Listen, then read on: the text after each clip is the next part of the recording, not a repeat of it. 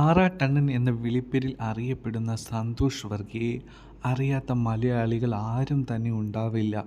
മോഹൻലാലിൻ്റെ ആറാട്ട് എന്ന സിനിമയുടെ റിവ്യൂ പറഞ്ഞുകൊണ്ടാണ് നമ്മുടെ സ്വന്തം ആറാട്ടണ്ണൻ സോഷ്യൽ മീഡിയയിൽ വൈറലായി മാറിയത്. പക്ഷേ പലപ്പോഴും ആറാട്ടണ്ണൻ്റെ പ്രവൃത്തികളും ചില ഡയലോഗുകളും ഒക്കെ പരിഹാസ കഥാപാത്രമായി അദ്ദേഹത്തെ മാറ്റിയിട്ടുണ്ട്, ട്രോളുകൾക്കും ഇരയാക്കി മാറ്റിയിട്ടുണ്ട്. പക്ഷേ എന്തുകൊണ്ടാണ് താൻ ഇങ്ങനെയൊക്കെ ആയിത്തീർന്നത് എന്ന് ഇപ്പോൾ വ്യക്തമാക്കി സന്തോഷ് വർക്കി വന്നിരിക്കുകയാണ്. ഒരു TV ചാനലിന് നൽകിയ അഭിമുഖത്തിലാണ് അദ്ദേഹം കാര്യങ്ങളൊക്കെ വെളിപ്പെടുത്തുന്നത്. പാലക്കാട്ട് താമസിച്ചിരുന്ന ആറാട്ടണ്ണൻ കൊച്ചിയിലേക്ക് എത്തുന്നത് അച്ഛന് ട്രാൻസ്ഫർ കിട്ടുന്നതോടുകൂടിയാണ്.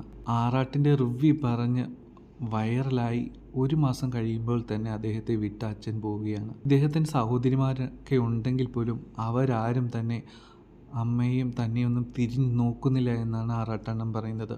തനിക്ക് വേണമെങ്കിൽ വല്ല യൂറോപ്പിലേക്കോ അങ്ങനെയുള്ള കാര്യങ്ങൾക്കോ എവിടേക്ക് വേണമെങ്കിലും പോകാമായിരുന്നു. പക്ഷേ തൻ്റെ അമ്മയെ വിട്ട് പോകുവാനായിട്ട് തനിക്ക് കഴിയുകയില്ല എന്നാണ് ആറാട്ടണ്ണൻ പറയുന്നത്.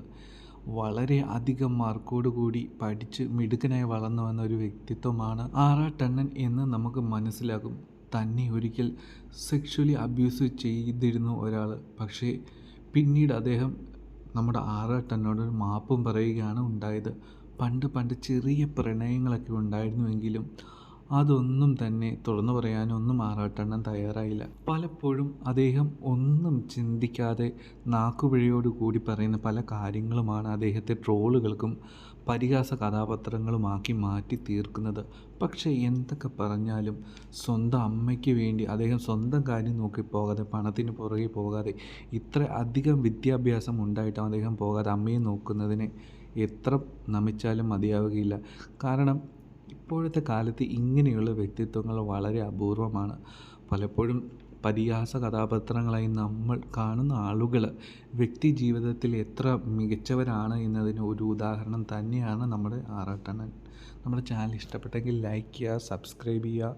Take care, bye bye.